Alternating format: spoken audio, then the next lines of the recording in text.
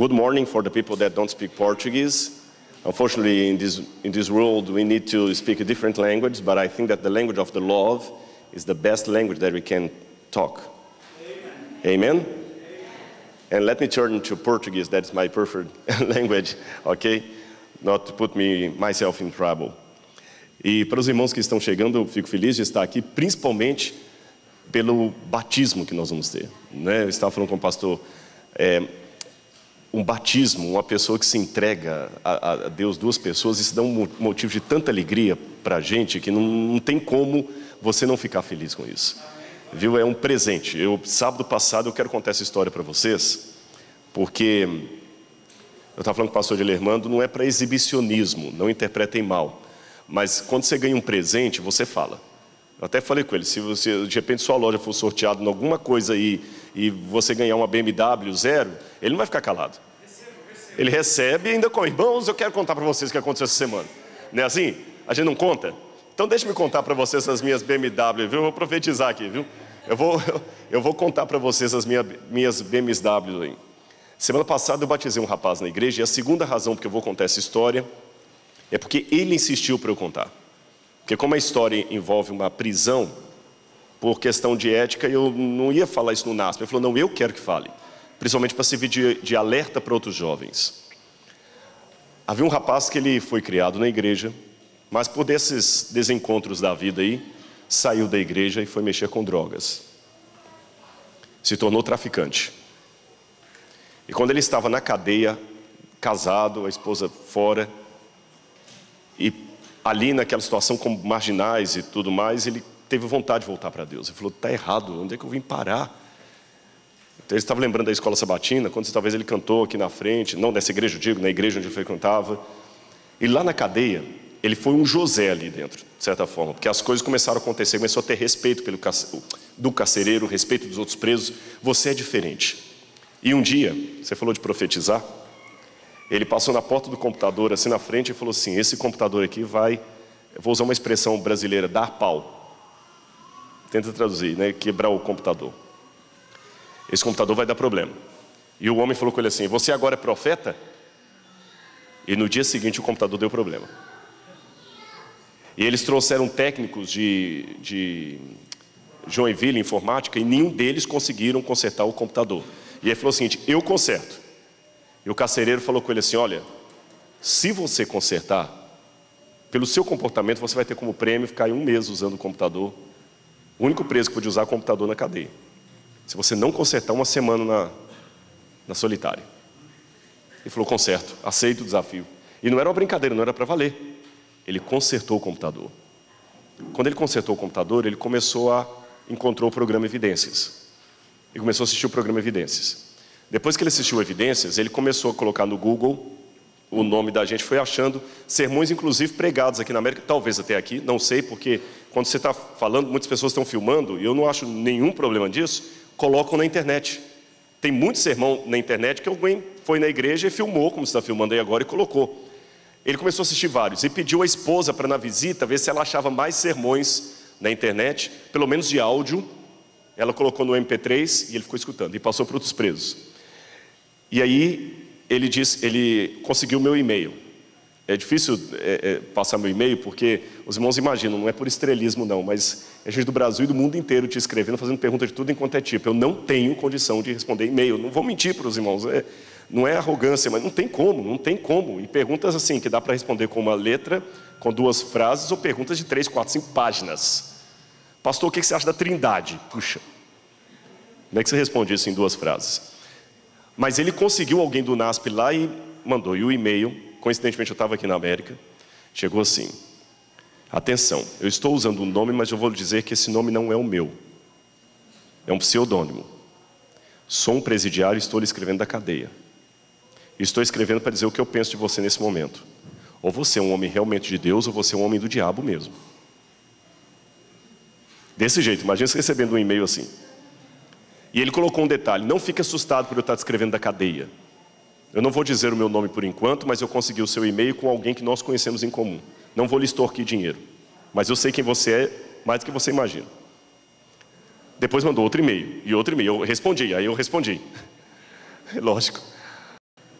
E respondi outro e outro. Depois do terceiro, quarto, ele disse o verdadeiro nome dele. Aí ele contou a história que estava baixando, e um dos dias, e ele tinha outros presos na cadeia também ouvindo os sermões. E ele disse que num dos sermões que ele estava ouvindo agora em MP3, quando eu fiz o apelo, ele e alguns ficaram em pé e aceitaram o apelo, ouvindo apenas um MP3 na cadeia. Resumindo a história, ele tomou a decisão de voltar para a igreja. A pessoa em comum que nós conhecemos é um pastor do UNASP, que foi meu aluno, e que a família dele tinha trazido para a igreja. Então, como ele, vasculhando o meu nome, descobriu que eu dava aula no UNASP, falou, onde está o Claudinei? Aí ele falou, Claudinei, você me dá o endereço dele? Foi onde ele conseguiu o meu e-mail. E eu tive o privilégio de batizar esse rapaz. Ele já foi solto. E sábado passado ele foi ao UNASP, e eu o conheci, pude batizá-lo ali no UNASP. Amém? Então, gente, a gente louva muito a Deus por isso. Semana que vem, estou fazendo outro batismo, no UNASP também, lá, de um senhor que também estava afastado da igreja e está voltando. Mês passado eu fiz o batismo de um casal também no Rio Jordão. E hoje eu tenho esse privilégio tremendo, enorme, de poder descer as águas batismais com o Ricardo e a Fabiane. Um batismo e um rebatismo. Não é isso? E foi uma situação muito emocionante, que quando eu encontrei com a Fabiane, foi aquela semana de oração que eu fiz aqui. Que eu os conheci, na verdade. E a gente teve uma conversa muito séria. E, irmãos, eu acho o seguinte, você pode até sair chateado pelo que eu falei, mas não com dúvida do que eu quis dizer. Eu gosto de deixar muito claro. E eu conversei com ela, uma conversa muito séria, e a Fabiana também questiona muito. E eu não sei se ela está aqui ou se ela está com o bebê em algum canto aí, eu até falei assim, olha, eu acho que eu fiquei meio preocupado, eu acho que eu apertei demais ali no... Como é que fala quando você erra na mão, né? Eu falei assim, eu acho que a Fabiana vai ficar chateada, ela não vem mais. E pela graça de Deus, quando eu vim aqui, agora, vim por um outro motivo, por isso que não tem programado nada. Eu vim para fazer um trabalho para o UNASP aqui, que nem envolvia a igreja, nem envolve a igreja. Por isso que o pastor Germano falou que eu vou ter que fazer o batismo mais cedo e já caí fora. Aí eu falei, eu vou para Boston. E aí a Kelly falou assim, pois é, e a Fabiane, quando descobriu que você vem para cá, ela pediu que gostaria de ser batizado, ela e o Ricardo. Então eu louvo muito a Deus por esse privilégio e espero que vocês compareçam, tá bom? Vocês vão ver ali realmente o selamento de duas pessoas com Cristo, amém? Mas, indo direto ao nosso sermão de hoje, não é Natal, não é dezembro, mas eu gostaria de pregar para vocês sobre o nascimento de Jesus. Eu sei, o pastor já tinha me prevenido que o PowerPoint vai estar um pouco claro, mas não está tão claro não. Eu acho que dá para o pessoal ver bem ali. Abram comigo a Bíblia no Evangelho de João, capítulo 1, verso 14. Evangelho de João, capítulo 1, verso 14.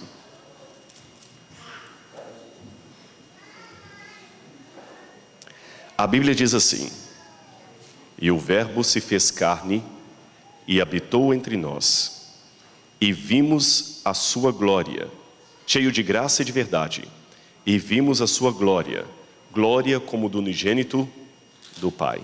Você já leu isso na Bíblia? O Verbo se fez carne e habitou entre nós. Agora, o que significa o Verbo se fazer carne? O que significa o Verbo se fazer? Tá, dá uma olhada. Eu acho que eu liguei ou desliguei. Eu desliguei? Mas não tinha... Isso, vamos ver aqui.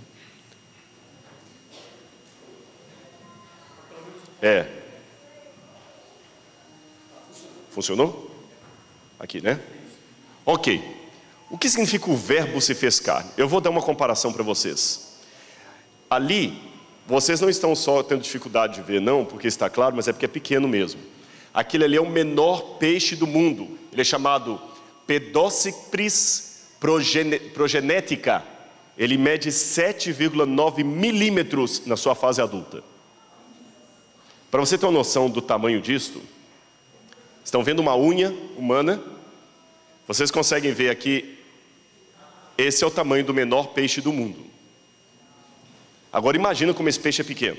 E para cuidar desse peixe, você tem que ter um senhor dispositivo.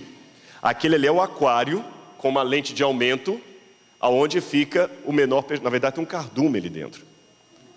Tem um conjunto de peixes ali. Tem um cardume. Está vendo o homem olhando? Para cuidar de um peixe desse, não é fácil. Não é fácil.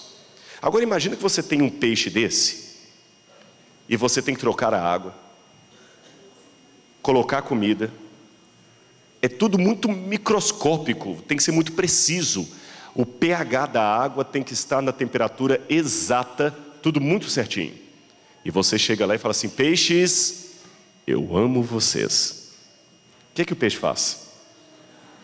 Ele fica lá, vem todo mundo para o vidro para te ver? O que vocês acham que acontece? Nada? Não, peixe nada, é claro. Isso não vai dar para traduzir.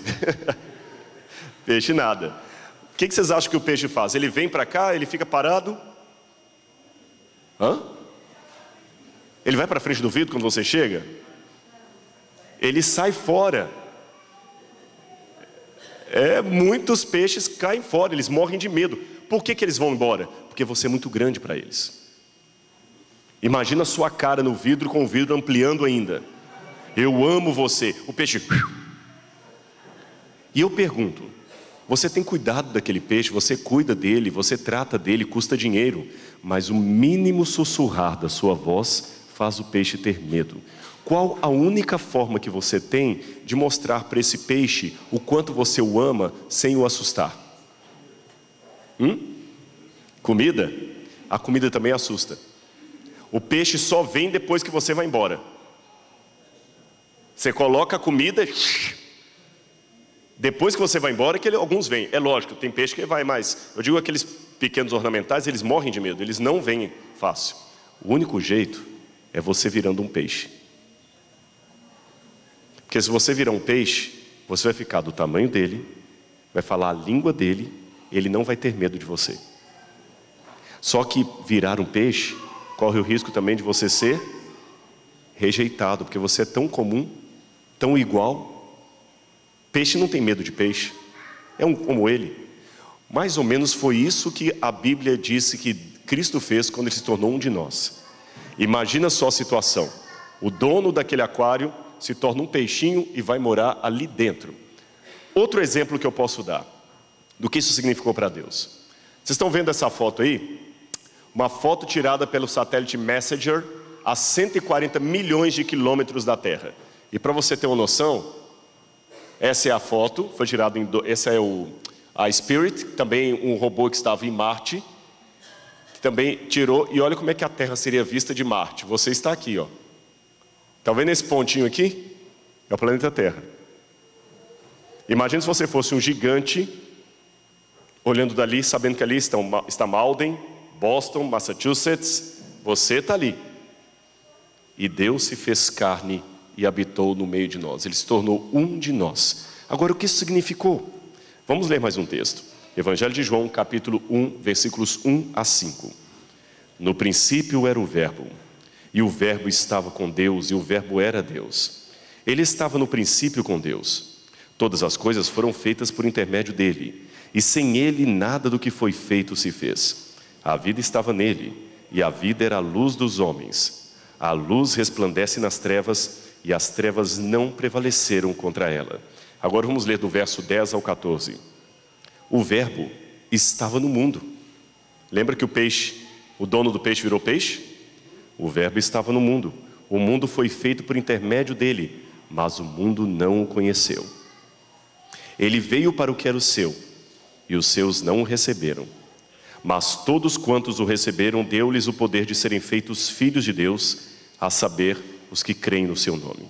Os quais não nasceram do sangue, nem da vontade da carne, nem da vontade do homem, mas de Deus.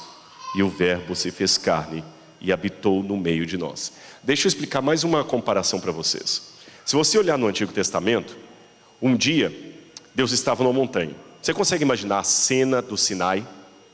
Era tão dramático que diz que se um animal encostasse no monte, morria fulminado na época, na hora. E Deus lá do alto do monte, com aqueles raios, aqueles trovões, olhou o povo lá embaixo, falou assim: Moisés, vem cá. Moisés subiu ao monte. Deus falou assim: Moisés, sim, Senhor, meu povo está lá embaixo e eu estou aqui, eles estão com medo de mim. Moisés, não está certo não, eu não vou ficar aqui em cima não. Senhor, meu Senhor é o Deus da glória, Os raios estão aqui, eu sei, Moisés, mas a minha glória está impedindo o meu povo de me ver. Moisés, vamos fazer uma coisa? Desce. Onde é que o povo de Israel morava nessa época? Era casa de tijolos? Onde que eles moravam nessa época no deserto? Tendas, tabernáculos. Eles moravam em tendas, correto? Tipo nômade, tipo cigano. Gypsies. Faça uma tenda para mim, que eu vou morar no meio deles. Senhor, faz uma barraca para mim, eu quero morar no meio deles. E Moisés desceu com a ordem: e me farão um santuário, para quê mesmo? Para que eu possa habitar no meio deles. Interessante que no Novo Testamento é dito: e o verbo se fez carne, completem, e habitou no meio de nós. Essa palavra habitou no original grego é a mesma palavra que está lá no Antigo Testamento em hebraico, só que traduzida para dizer: e me farão um santuário para que eu possa habitar no meio deles. Eu vou criar um neologismo aqui, que se ficar difícil traduzir para o inglês eu te ajudo, tá? Em português é como se eu dissesse assim: conhece a palavra tabernáculo, tenda, barraca? E o verbo se fez carne e tabernaculou no meio deles. Entenderam o que eu fiz aqui? Ele acabou morando numa tenda no meio deles. Você conseguiu traduzir bem em inglês? Ok. Então no Antigo Testamento: e me farão um santuário para que eu possa morar numa tenda no meio deles. E o verbo se fez carne e morou numa tenda no meio de nós. Por isso que Jesus falou que o corpo dele era o santuário. Lembra? Falou assim: destruam esse santuário, em 3 dias eu o edificarei. Gente, isso aqui é muito mais profundo do que nós possamos imaginar. Quando o bebê de Belém nasceu, Deus se fez um de nós. Ele é o dono do universo, o Criador. Eu gosto desse quadro aqui, porque esse quadro mostra Deus como um artista. Se quiser apagar para ficar melhor, pastor, como você pode deixar apagado, porque se eu precisar ler algum verso aqui, eu menciono. Olha esse quadro um pouquinho, não é bonito? Eu sei que aqui há pessoas que compõem, não sei se é outro tipo de artista aqui que mexe com quadro, pinta. Eu gosto desse quadro que mostra Deus como um artista. Agora preste atenção no que eu vou dizer. O pintor se tornou aquarela do seu próprio quadro. Entendeu o que significou Jesus vir se tornar um de nós? Imagina lá, você está pintando o seu quadro. Não sei se é paisagem, o que você gosta de pintar. Mas paisagem? Flores. E o pintor se torna uma flor do quadro que ele está pintando. Um pinguinho. Foi isso que Deus fez. E como é que ele se tornou uma flor, um quadro, um ponto do retrato? Bom, será que Deus vê esse mundo com glamour? Eu fico imaginando o que a gente... Quando eu fizer assim não for, eu vou pedir a ajuda de vocês. Olha essa foto aí. Essa semana passada foi a entrega do Oscar, não foi? Aqueles vestidos, aquela coisa toda e a grife. E quanta inutilidade às vezes comentada pela TV e tudo mais. Nossa, fulano de tal está usando um Christian Dior, outra está usando um Dolce & Gabbana, outra está usando não sei o que. Eu nem sei nomes de marcas que eu nem conheço. E aquele desfile... Vera Moreno. Está usando Vera Moreno no tapete vermelho. No tapete vermelho. E é cada glamour, cada coisa. Vocês já viram a entrega, como é que o pessoal entra, aqueles paparazzi, aquele pessoal todo? E como muitos de nós não gostaríamos de ser um na calçada da fama, ou no tapete vermelho. Por isso que a gente imita os artistas. Porque a tela, principalmente quem é mais jovem, a tela mostra aquilo que você gostaria de ser e não é, o destaque, o social. Quem pega avião muito como eu tive a oportunidade, pastor, de viajar 2 vezes de classe executiva. Mas para explicar, as 2 vezes foi por problema de overbook. Aleluia. Não foi. Aleluia foi no começo. Depois não foi. Eu vou explicar por quê. As 2 vezes que eu viajei de classe executiva, quando eu voltei na econômica, aí que eu vi como é que eu era infeliz e não sabia. Mas não tem coisa mais deprimente do que você pegar um avião, somente aqueles assim que, primeiro assim, Ladies and gentlemen, welcome aboard. Priorities first, Sky Priorities, né?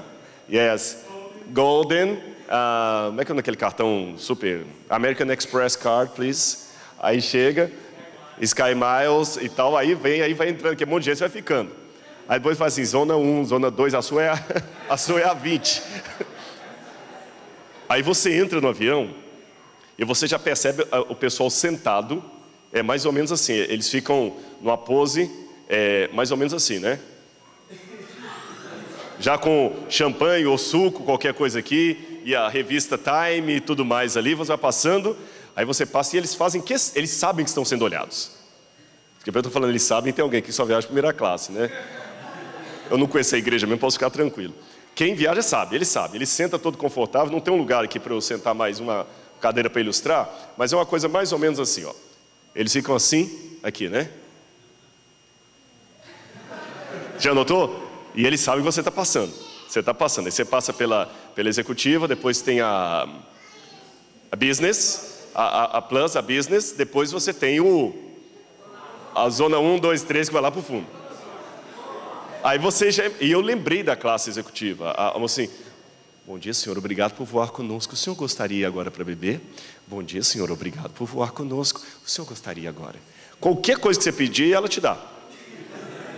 Bom dia senhor, o senhor gostaria de mais alguma coisa, uma bebida? Tem vinhos, não bebe bebida alcoólica, mas nós temos suco de uva, se o senhor quiser nós providenciamos, o que o senhor quiser, não tem problema, só pedir, eu estou à sua disposição, 5 pessoas, o banheiro é só seu, tudo limpinho, aquela coisa toda. Lá no fundão, como é que a aeromoça entrega o lanche? Pasta ou frango? Pasta ou frango? Pasta, só tem frango. Acabou. E como dá vontade de estar na primeira classe? É normal, irmãos, eu não estou falando que isso é pecado, eu só estou descrevendo com um pouco de humor o que acontece. É normal, você queria estar lá na frente. Nós nascemos assim. Você queria ser aquele que, na fila, você não entra na fila. Não, por favor, o senhor, vem aqui à frente, ó. Você, por gentileza, aqui, ó. Vem cá, nós seguramos suas malas. É bom, nós nascemos querendo glamour. E quando a gente olha que a nossa vida não tem um glamour, a gente fala assim, puxa senhor, o que eu tenho para contar? Eu estou aqui nessa igreja, tem um monte de gente que tem talento. Alguns tocam, outros pintam, outros pregam, outros cantam. Eu não sou bom em nada. Eu não tenho experiência de índio para contar igual o pastor Bulhon. Eu não salvei ninguém da miséria no Vietnã. Minha vida não daria nem um artigo da Reader's Digest. Minha vida, pastor, é acordar todo dia 5 horas da manhã para fazer a maior quantidade de casas que eu consegui fazer naquele dia. Às vezes aguentar a humilhação, que eu estou num país estrangeiro que não é o meu, voltar para casa, pagar minhas contas no final do mês, tentar mandar um dinheirinho para o Brasil. É a mesmice de um monte de gente que trabalha aqui, não tem nada de especial. Vamos voltar para a Bíblia agora? E você acha que a vida de Jesus teve alguma coisa especial? Você acha que foi alguma coisa acima do normal? Com todo respeito aos católicos, eu peguei essa imagem aqui não para criticar a igreja católica, mas para fazer uma comparação. Mesmo que as igrejas católica, adventista, batista, agora eu estou falando todas as cristãs, coloquem que o nascimento de Jesus foi humilde, esse humilde ainda é muito enfeitado pelos artistas, e Vera, agora não se ofenda, não estou contra os artistas, mas o papel do artista é enfeitar a realidade. Pode olhar que os quadros é o Photoshop da antiguidade. É o Photoshop. Os romanos colocavam os imperadores, quando esculpia, ninguém fala assim, me esculpa, faça a minha escultura com a minha barriga, ou com a minha careca, não, era sempre, tanto é que um segredinho para vocês. Toda imagem de imperador romano, daqui para baixo é a mesma coisa, só a cabeça que mudava. Sabiam disso? Era sempre aquela imagem forte, aí o escultor só fazia a cabeça e colocava. É o Photoshop. Você vê hoje uma foto de uma moça na revista, minha esposa estava comentando comigo, essa menina não existe. Não existe. Porque eles colocam o rosto perfeito, afinalam o nariz, o corpo, tudo perfeito. Você já viu o artista na televisão e quando está fora, como é que você... Não é diferente, né? É o Photoshop. E nós, como cristãos, também colocamos Photoshop na história de Jesus. A gente diz no púlpito: não, Jesus nasceu humilde em Belém. Mas até a maneira de colocarmos o humilde não é tão humilde. Por isso que eu mostrei aquela foto. Sejam sinceros, ele não é um clássico. Não é isso? É humilde. É, mas é humilde assim, surrealista. Olha lá, José todo limpinho, rosto afinado como se fosse um europeu. Maria também bem tornada europeia. Jesus ali de olhinhos azuis, loirinho. Um menino assim, Baby Johnson. É para fazer propaganda da fraldas Pampers. Menino lindo. Aí se você não é bonito, você fala assim: puxa vida, eu não tenho aquela beleza ali toda. E todo mundo assim, olha bem para aquela foto ali. Aquele pessoal ali parece que enfrenta o trânsito de Boston todos os dias para ir para voltar. Aquele pessoal ali parece gente que tem que mandar dinheiro para o Brasil. Aquele pessoal ali parece gente que não tem papel. Parece. Olha aquela roupa ali. Aquela roupa já viu algum nozinho de sujeira? Essa aqui é a realidade do que seria Jesus. A foto está um pouco apagada, mas é uma família de retirantes do Nordeste. Sujos, fétidos, com mau hálito, com unha suja. Sabe aquela unha que pega? Essa seria a foto ideal, real, da família de Jesus. Maria, no contexto da época, e José, não era aquele glamour. De novo, a tradição mostra a família vindo, assim no jumentinho, mas José todo bonito, novinho, Maria também uma menina linda, só grávida, ele só com a barriguinha, nada. Irmãos, na vida real, Maria tinha estria.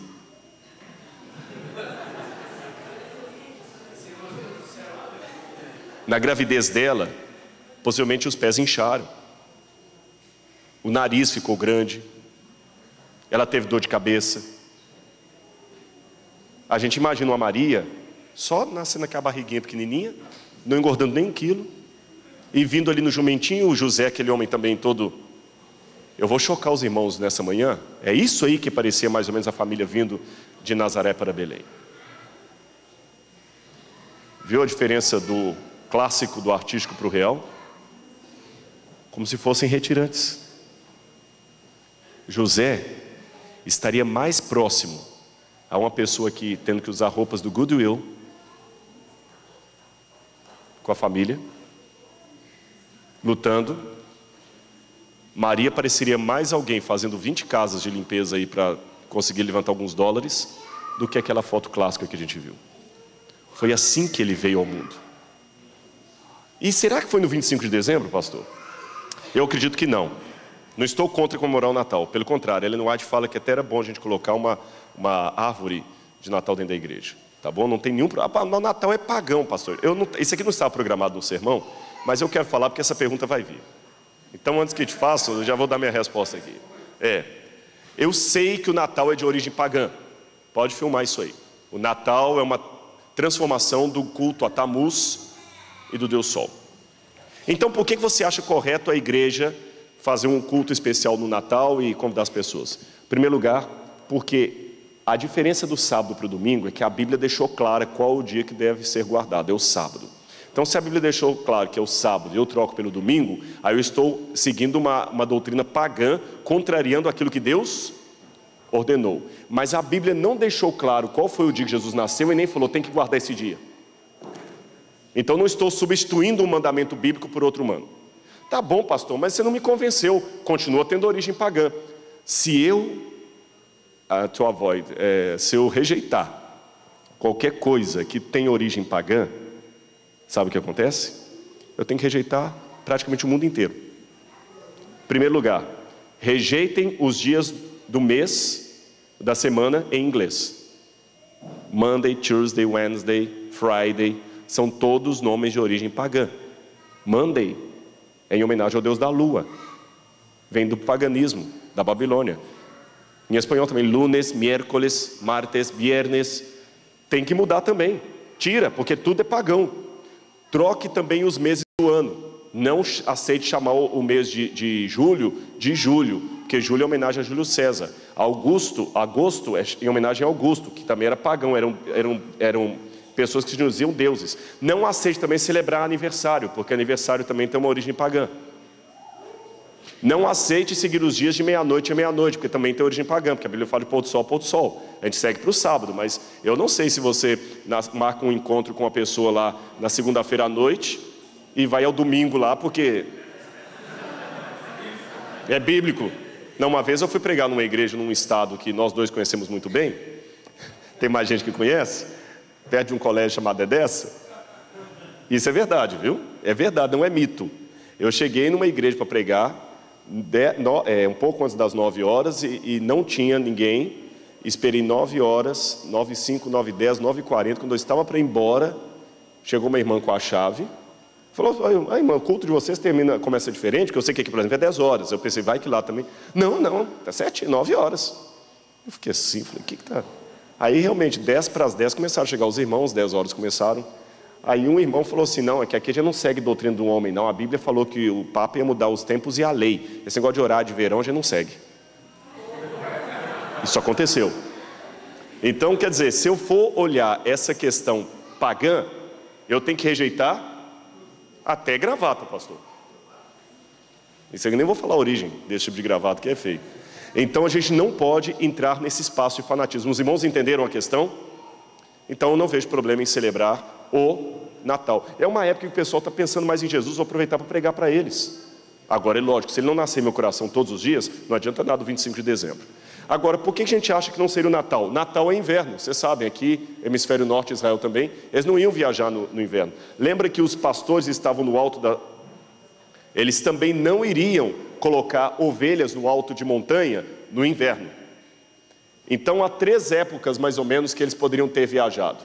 No mês de abril, que é a época da Páscoa, na época do Pentecostes, que é junho, ou dos tabernáculos, Sukkot, que é a época de outubro. Jesus pode ter nascido ou mais ou menos abril, março, ou junho, eu aposto mais em abril, março, ou em outubro, mas dezembro definitivamente é uma data muito difícil, quase impossível Jesus ter nascido.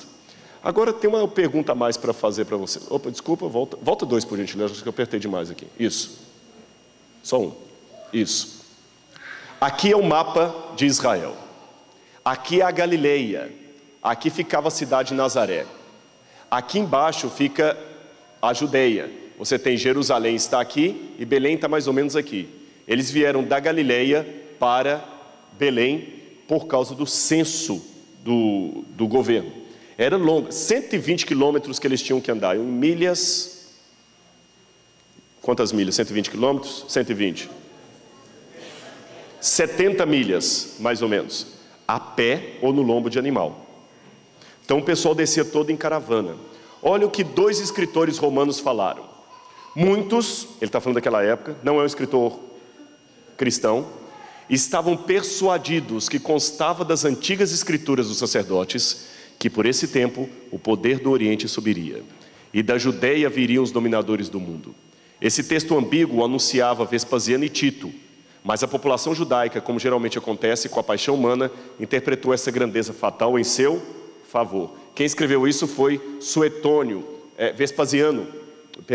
Tácito, um autor romano. Um outro autor romano também, chamado Suetônio, escreveu: aumentava em todo o Oriente a antiga e constante opinião que estava escrito no destino do mundo, que da Judeia viriam naquele tempo os dominadores do mundo. Então, mesmo fora de Israel, o pessoal sabia que alguma coisa ia acontecer na Judeia. Aqui eu tenho um exemplo de um papiro que está na Inglaterra, mostrando o censo. Naquela época acontecia assim: quando você tinha o censo, o pai da família tinha que voltar para contar, para assinar o censo no lugar onde ele tinha os ancestrais. Por isso que José teve que vir com a família para Belém. Agora imaginem a situação, a família toda descendo. Mas antes de ir para o final desse sermão, eu quero colocar uma coisa para você. Você sabe que a Bíblia tem muitos inimigos. E eles sempre apontam contradições na Bíblia. Se você ler o nascimento de Jesus no Evangelho de Mateus, parece que está contradizendo o Evangelho de Lucas. Não sei quem já parou para perceber isso. Não? Vou mostrar para vocês. Estão prontos? Versão de Mateus. Mateus fala que Jesus nasceu em Belém. Aí quando Jesus nasce, vem os magos do Oriente para adorar o menino. Depois que os magos saem, José e a família é obrigada a fugir por causa da perseguição de Herodes. Eles só voltam depois da morte de Herodes, aí vão morar em Nazaré. Entenderam como é que Mateus coloca? Olha a versão de Lucas. Na versão de Lucas, Jesus não tem nada a ver com Belém. A família toda está em Nazaré. Sai o censo do imperador. Mateus não fala nada do censo. A família desce. Jesus nasce acidentalmente em Belém. No 8º dia ele é circuncidado. 40 dias depois ele é levado ao templo para ser apresentado. Tanto é que Simeão pega o menino no colo e fala assim: agora eu posso morrer em paz porque os meus olhos viram a salvação. E depois disso, Jesus continua ali. Não fala nada da perseguição. Ora, se Herodes estava procurando o menino para matar, como é que eles levaram o menino para Jerusalém para apresentar no templo, à luz do dia, com todo mundo vendo? Não parece uma contradição? Sim ou não? Mas a contradição se desfaz se nós percebemos uma coisa. Quando Herodes mandou matar o menino, Herodes deu um detalhe ali. Ele falou: matem as crianças de 2 anos para baixo. Por que ele mandou matar de 2 anos para baixo?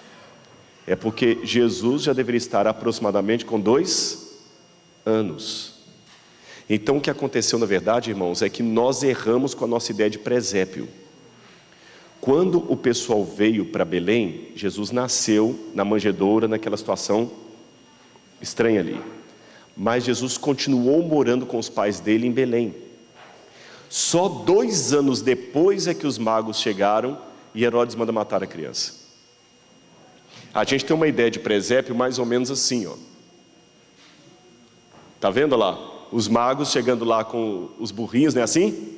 Aquilo não aconteceu. A Bíblia fala que os magos entraram na casa onde estava Maria e a criança. Então já havia passado 2 anos. Os magos não chegaram em Belém com Maria ainda com os panos sujos de sangue. Jesus acabou de nascer, não. Jesus já tinha mais ou menos 2 aninhos quando os magos chegaram.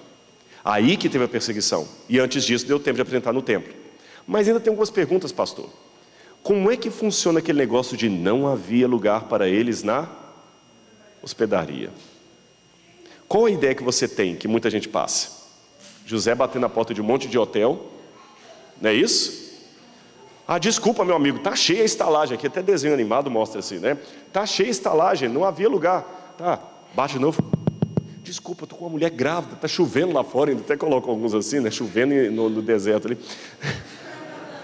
Tá chovendo, a mulher tá grávida lá, e Maria, o neném vai nascer, não é assim que a gente vê? O neném vai nascer. José, não aguento mais, José. Ela fala com a voz de televisão, mas assim: José, não aguento mais.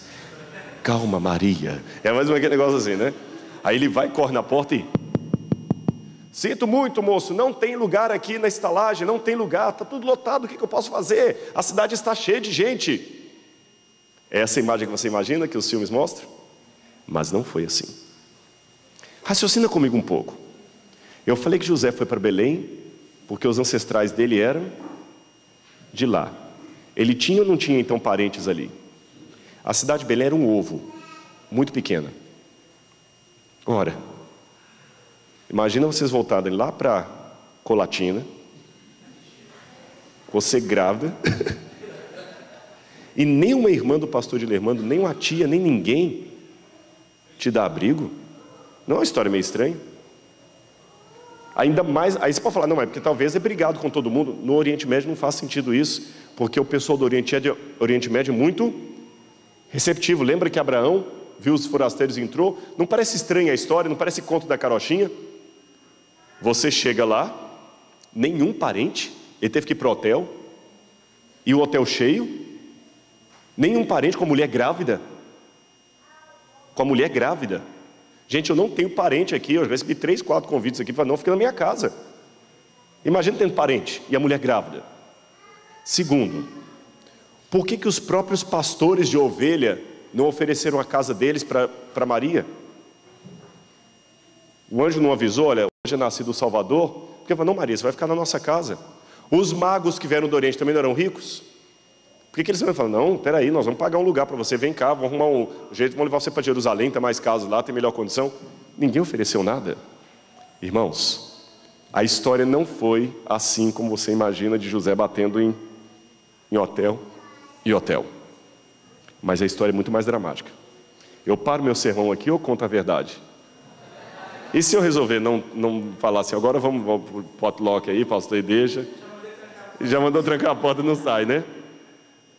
Eu vou contar para vocês o que aconteceu na verdade. Para você entender essa questão de bater na estalagem, entenda a cidade. Belém não tinha hotel. Não era um hotel. Não era uma estalagem. Não era. Aqui era uma cidade tipo uma vila, como seria Belém na época de Jesus. Aqui você tem esse negócio que chama-se torre de vigia, watchtower. O que é uma torre de vigia? Aonde ficava sempre revezando um morador da aldeia para vigiar, especialmente na época da plantação. O pessoal plantava aqui a vinha e às vezes um inimigo podia vir e colocar uma erva daninha ali, roubar. Então sempre dormia aqui na torre de vigia um dos moradores para olhar, vigiar a plantação, porque o pessoal dependia disso. Aqui ficava a sinagoga, geralmente. As casas das pessoas, que eram mais ou menos umas 20, 30 casas, não mais do que isso. E um pequeno lugar onde funcionava talvez um comérciozinho. Isso era uma vila, assim seria Belém na época de Jesus. Agora, as casas tinham de 3 tipos. Você podia ter uma casa muito simples, que era um cômodo só um cômodo. Lembra que Jesus falou assim, ninguém acende uma vela ou uma lâmpada para colocá-la debaixo do alqueire. Pelo contrário, você coloca no velador e ela ilumina, quem consegue completar? A todos os que estão na casa. Para uma única lamparina iluminar a todos os que estão na casa, a casa só tem que ter um cômodo. Tinham algumas casas que eram intermediárias, tinham 2 cômodos. E tinha algumas casas mais abastadas que tinham vários quartos para alugar. Aqui é um exemplo de uma casa mais ou menos abastada. Vários quartos para alugar, um pátio enorme e vários quartos. Mas havia ainda também o costume dos pastores, na época do verão, ficarem com a ovelha no alto de colinas. Por isso que alguns pensam que Jesus nasceu numa gruta, mas isso não faz sentido. Jesus não nasceu em gruta. Nem foi colocado numa manjedoura como está aqui à esquerda. A manjedoura era daquele jeito ali. Era um lugar de pedra, onde colocava a palha do animal. Você não fala em italiano mangiare, comer, manjedoura, o lugar onde se come. Tá certo? O lugar onde se come. Então Maria pegou alguma palha de animal, forrou ali, fez um bercinho e botou Jesus para dormir. E aonde que era essa manjedoura de Jesus? Aqui era uma típica casa, talvez, dos parentes de José. A casa geralmente era quadrada, só havia uma porta. Essas eram as casas de Israel que a gente vê pela arqueologia, só uma porta, não havia 2. Você entrava, aqui dentro tinha um pátio, as pessoas geralmente comiam aqui em cima. Não chove, gente. Não chove, comem aqui em cima, dormem muitas vezes também aqui em cima. As pessoas tinham o costume de dormir aqui em cima. Havia apenas 1 ou 2 quartos aqui, e aqui embaixo, onde está esse telhado, funcionava uma estrebaria. Vou mostrar a vocês essa foto aqui. Conseguem ver aqui uma maquete? Uma única porta. Uma única porta. Aqui era fechado e era tudo feito de pedras. Então cortaram aqui. Então se você estivesse visitando uma casa naquele tempo, você entraria por aqui. A primeira coisa que você viria, um pequeno curral, onde ficavam alguns, talvez um jumento, alguma coisa assim. E aqui, um outro curral, onde você teria alguns animais de pequeno porte, cabra. E na época do frio eles cobriam os animais aqui. Aqui ficava então o estábulo. Você subia as escadas, aqui ficava geralmente um cômodo, onde você guardava os alimentos da família, o cereal. E aqui havia um quarto de hóspedes, também chamado de quarto do profeta. Lembra daquela família que o profeta Eliseu ia lá e tinha sempre o quarto dele para dormir? E aqui em cima, é onde a família ficava geralmente todos os dias. Na época do inverno, do frio, todo mundo dormia junto aqui no quarto do profeta, ou no lugar aqui junto com a comida. E esse quarto era reservado quando vinha uma visita, alguém importante. Esse quarto que é a hospedaria. Deixa eu lembrar uma coisa do Antigo Testamento.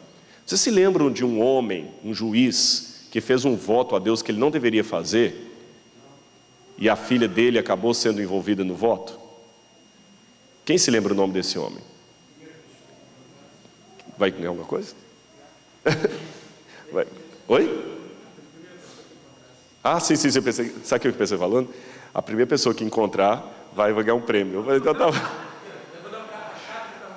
A chave do carro da Marilene, viu? Pois não, irmã, qual que é o nome dele? Não lembra? Alguém se lembra? O pastor já falou aqui a dica. A primeira pessoa que ele encontrasse, eu vou matar. Esse homem, ele ganhou uma batalha. Ele voltou tão feliz que ele falou assim, não a primeira pessoa, o primeiro ser que eu encontrar, eu vou sacrificar ao Senhor. E quando ele entrou na casa, a filha dele veio. Alguém se lembra o nome desse homem? Jefté. Está no Antigo Testamento essa história. Jefté falou o seguinte: Senhor, o primeiro ser que eu encontrar aqui, eu vou sacrificar ao Senhor. E veio correndo ao encontro dele com um tamborim, feliz, dançando com as amigas, a filha. Por essa história que você entende o que Jefté quis dizer. Ele pensou, o primeiro que eu encontrar eu vou sacrificar ao Senhor. Quando você entra na casa, a sua chance de ver primeiro é o quê? Os animais. Só que para surpresa dele, quem veio ao encontro dele? A filha. Entenderam o episódio bíblico? José chegou com Maria aqui na casa dos parentes.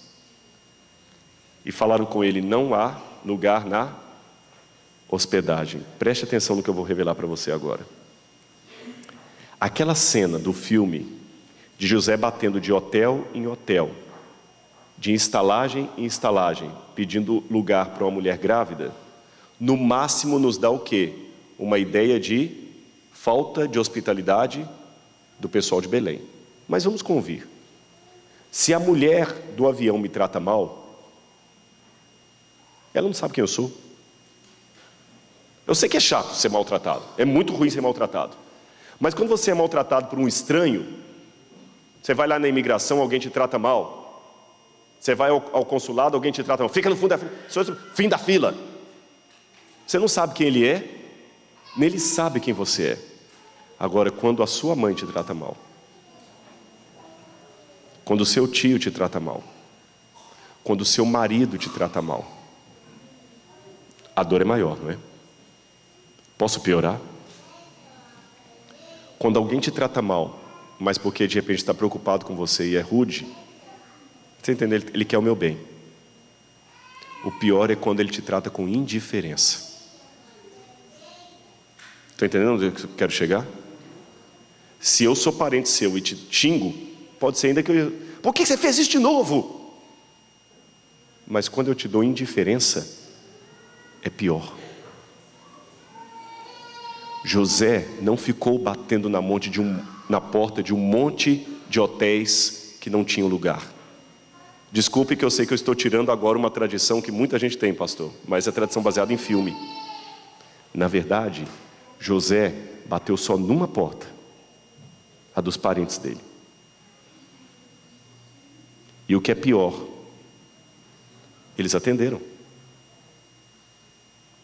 Ah, José, não tá, pode entrar. Mas é o seguinte, José, a estalagem, o quarto de hóspedes, já está ocupado. Não podemos colocar você lá. Leva a menina aí para os animais e fica ali. É isso que está na Bíblia. Aqui eu tenho uma foto, mas não vai dar para mostrar porque está muito claro, de os restos de uma casa da época de Jesus, para você ter uma noção como é que você entra. Estão vendo esse negocinho aqui? A manjedoura. Aqui tem o resto de uma escada. Aqui ficava mais ou menos o quarto de hóspedes. Aqui em cima a família ficava. Só sobrou isso dessa casa da época, para você ter uma noção. Olha como diz lá em Lucas. Vamos ler o Evangelho de Lucas, capítulo... Não é a passagem que está ali. Lucas, capítulo Lucas capítulo 2. Não, é Lucas não, perdão, é Mateus mesmo, eu acabei confundindo, perdão, irmãos. Mateus.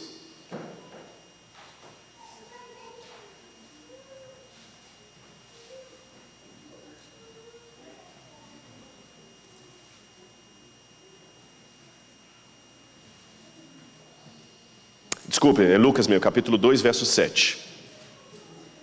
Lucas capítulo 2, verso 7. Versos 6 e 7. Estando eles ali aonde? Em Belém, aconteceu completarem-se-lhe os dias. Isso aqui já me ensina uma coisa. Aquela historinha do filme de Maria chegando lá já tendo contrações, não funciona. Diz que quando eles já estavam lá, que os dias se cumpriram. Então teve prazo para tudo.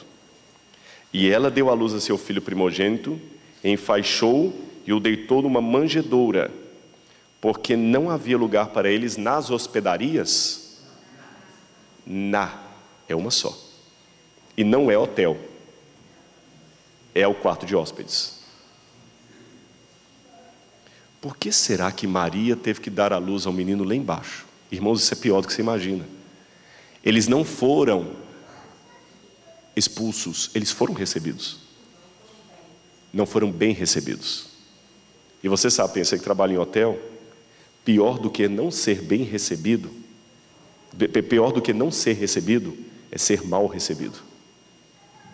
Não ser recebido, você vai procurar outro lugar, mas ser mal recebido é pior. É pior.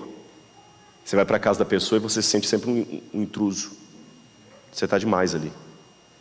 E pastor, por que esses parentes não receberam bem José e Maria? Vocês entenderam? Receberam, mas não receberam bem. Olha a história. As meninas se casavam naquele tempo com mais ou menos 13 a 15 anos, na primeira menstruação. José já tinha filhos e filhas de um casamento anterior, porque ele era viúvo. Maria era uma menina, José já era um homem feito. E aquela menina aparece grávida antes do casamento. Não porque tiveram tido relação sexual de jeito nenhum. Ela era grávida pelo poder do Espírito Santo. Mas quem acreditou nessa história? Quem? E conversa ruim corre longe. Diz que segredo de 3 só matando 2. E a gente tem aquela maneira piedosa ainda. Quanto nome pra gente orar por ele? A história, José e Maria podem ter vindo no jumentinho. A história veio por internet. Vocês acreditam que essa menina aqui em Nazaré apareceu grávida e está contando uma história que ainda é virgem? E o tolo do José acreditou nisso. A Maria chegou com José ali naquela casa. E o pessoal, tá, nós podemos ficar aqui? A gente veio para o censo. Eu sei, José, não, tá certo, a gente vai te receber sim. José, você desculpa, mas olha, e é pior, viu? É pior, pessoal, eu não quero você aqui. Eu sou negro e sei, o pior racismo não é aquele declarado, fala assim, eu não gosto de você que você é negro. O pior racismo é aquele que fala o seguinte, não tem nada contra negro, não tem nada, você pode... Tá, mas eu gostaria de namorar sua filha. Eu acho que não vai dar certo, sabe, porque... ela é torcedora do Corinthians e você... é torcedor do Atlético Mineiro, não vai funcionar, você desculpa. Isso é que é pior. Não falam na cara. A sutileza da coisa. José, tudo bem? Olha, que bom você ver com Maria, né? Você sabe que a coisa está difícil aqui, né, José? Olha, eu sei que ela está grávida, mas não vai dar para ficar no quarto de hóspedes, não. Por quê? Você sabe, ali a família dorme ali. Nós temos filhas. Nossa moça virgem, dormir com ela, talvez não pega bem, né? Fica ali no quarto, lá embaixo com os animais mesmo. A gente arruma um lugarzinho para vocês ali. Vocês ficam ali, tudo limpinho, não tem problema. E ali nasceu o Salvador. Tendo que ouvir as indiretas, o olhar atravessado, a desconfiança. Ele não tinha cartão American Express. Ele não ia na fila de prioridades. Ele nem ia de avião. ficou lá no mundo. Assim foi o nascimento do Salvador. E eu termino isso colocando uma coisa para você pensar. Pensem comigo aqui uma coisa. Jesus ainda ficou ali por um tempo. Porque quando os magos chegam, Mateus fala que eles chegam na casa onde estava, não mais na manjedoura. Então talvez com o tempo até a família de Jesus, se a casa era uma casa, talvez mudaram-se para uma outra casa e talvez alugaram algum lugar aqui.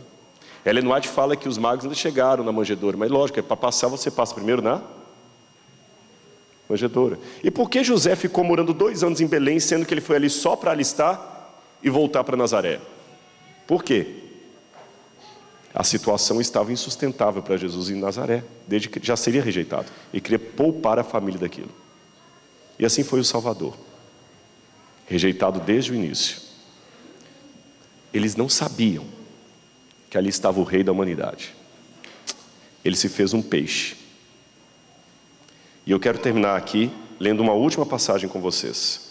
Filipenses, capítulo 2, versículo 5 em diante. E eu quero revelar a última coisa desse sermão, que é a mais importante delas, a mais importante. Filipenses 2, 5 em diante.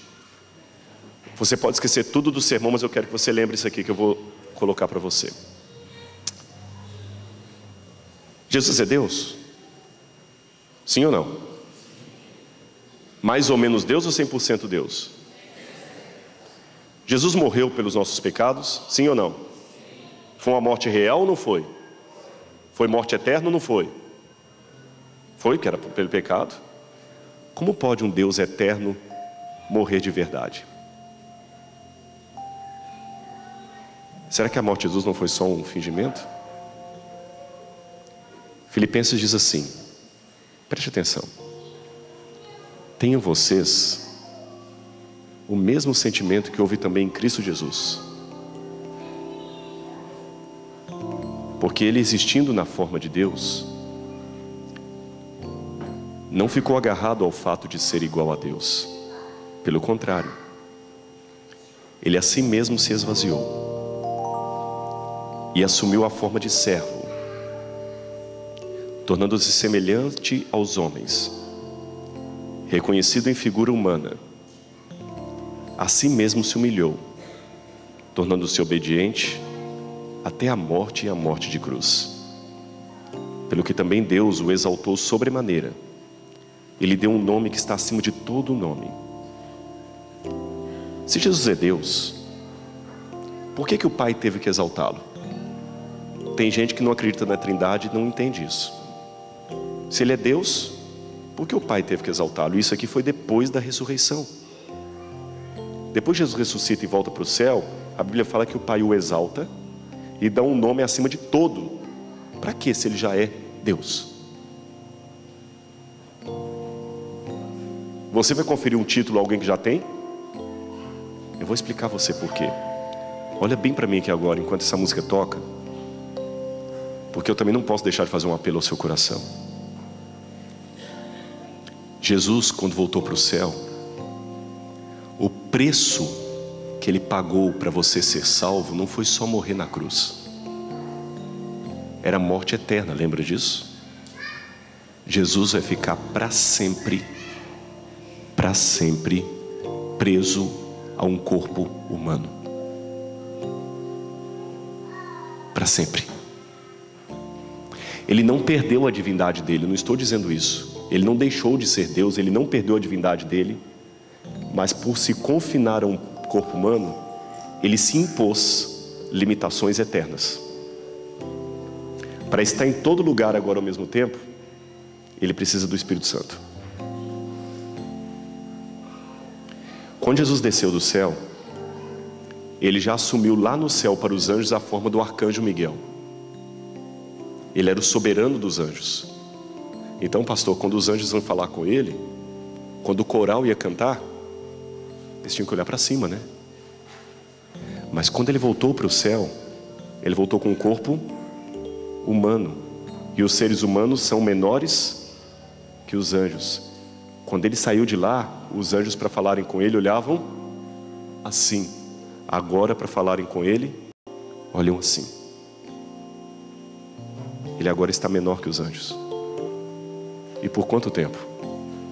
Por toda a eternidade. Pastor, mas o Apocalipse fala que ele tem um corpo glorioso. Eu sei que é glorioso. Porém, para a rainha da Inglaterra, que mora naquele palácio enorme que eu vi lá, a casa mais chique dessa igreja aqui é uma favela. Ele vai ficar para sempre confinado a um corpo humano para você ser salvo. Jesus pegou prisão perpétua. Você já tinha parado para pensar nisso? A gente pensa no sacrifício e fala só da cruz, mas teve consequência depois disso. Ele veio como bebê, assumiu essa carne, e quando a eternidade chegar, toda cicatriz, toda dor que você tem vai passar. A dele não. A dele não. Ele vai ficar para sempre com o corpo da humilhação. Então, em nome de Jesus, eu quero fazer um apelo ao seu coração. Eu não conheço a vida de todo mundo, não sei para quem eu estou orando, falando nesse momento, mas uma coisa eu sei. Eu estou feliz, pastor, por estar aqui hoje para descer às águas batismais 2 pessoas que, quando eu estive aqui há 2 ou 3 anos, eu não lembro agora, tomaram a decisão e demorou 2 anos. Eu espero que não precise 2 anos para o seu batismo acontecer. Pare de lutar com Deus. Talvez alguns é um caso de rebatismo. Para alguns é um caso de entregar de fato. Para alguns não é necessariamente um rebatismo, mas é um parar de andar com a vidinha que você está andando. Priorize as coisas de Deus. Priorize as coisas de Deus. Para eles na hospedaria. E se aquela casa fosse o seu coração? Haveria lugar? Pense nisso, viu? Porque uma coisa eu decidi na minha vida: não valho nada, sou desesperado, mas eu tenho fé, eu tenho graça. Não sou um peixe isolado. Ele entrou no aquário, ele se fez um de nós para sempre.